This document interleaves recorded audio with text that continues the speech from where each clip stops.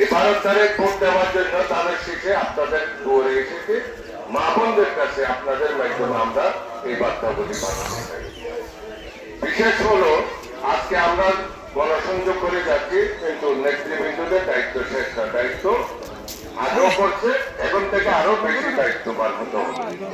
প্রত্যেকটা মা বোনের কাছে আমাদের যে প্ল্যান, অর্থাৎ তারেক রহমানের যে প্ল্যানগুলি আছে এগুলি নিয়ে, যেমন 8টা প্ল্যান এখানে দেওয়া হয়েছে, 8টা কর্মসূচি নিয়ে আপনারা মা বোনদের কাছে যেতে হবে, বলতে হবে এই ধানের শীষ প্রতীকে জয়ী করলে আমাদের তারেক রহমান প্রধানমন্ত্রী যখন হবে, ফ্যামিলি কার্ড পাবে, আমি সংক্ষেপে বলে দিচ্ছি যেহেতু সময় নেই, কৃষি কার্ড পাবে, সাহিত্য কার্ড পাবে, ইত্যাদি ইত্যাদি।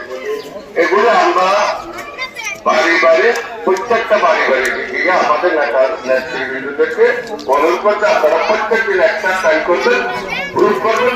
আমাদের এখানে আমাদের আমাদের মন্ত্রী আছে, সভাপতি আছে, সব নেতৃবৃন্দ আছে এখানে, যুবদল এবং এগুলো হলো একটা ভাষা। এখন আসুন আপনাদের একটা বক্তব্য দিয়েছে উন্নয়নের বিষয়। আমরা যে এসেছি রাস্তার অবস্থা খারাপ দেখেছি, বিএনপির চেয়ারম্যান জনাব তারেক রহমানের ঘোষণা, প্রথম ঘোষণা হলো বাংলাদেশকে দুর্নীতি মুক্ত করা। বাংলাদেশ প্রতি একটা বাংলাদেশের অংশ, এই এলাকাতেও চাঁদাবাজ, সন্ত্রাস, মাদক এগুলি মুক্ত এবং দখলবাজ এগুলি মুক্ত করবো ইনশাআল্লাহ।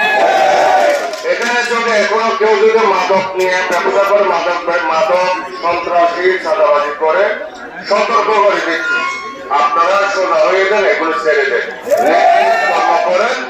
এখানে আমার প্রতি আছে, আল্লাহ যদি আমাদেরকে এই ধানের শীষ প্রতীকে জয়ী করে, এই প্রতীকে এই সমস্ত কাজ আর হবে না। রাস্তা বলেন, উন্নয়নমূলক কাজ বলেন, ইনশাআল্লাহ এটা আমাদের তারেক রহমানের নির্দেশ। জনগণের মন জয় করতে হলে জনগণের কাছে যেতে হবে, জনগণের কথা শুনতে হবে, উন্নয়নের কাজ করতে হবে।